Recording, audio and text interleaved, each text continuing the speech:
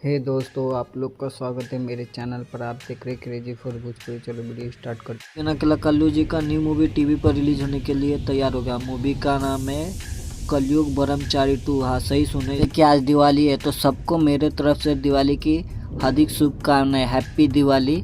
अब video start करते हैं। इसका कंफर्म रिलीज डेट आ चुका है 100%। तो ऐसे ही अपडेट पाने के लिए मेरे चैनल को सब्सक्राइब करके रखो। भोजपुरी का हर खबर सबसे पहले मेरे चैनल पर आता।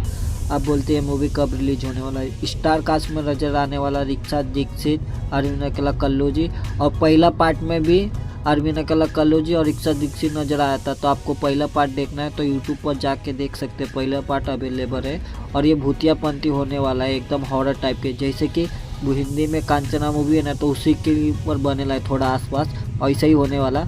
और इसके साथ और एक अपडेट देने वाला मैं आपको। यश कुमार मिश्रा की मूवी हाथी मेरे साथी, ये मूवी का भी कंफर्म रिलीज डेट आ चुका है। तो इसका वीडियो मैं नेक्स्ट वीडियो में बना के आप लोग को अपडेट दे दूंगा, नहीं तो वीडियो बहुत बड़ा हो जाएगा।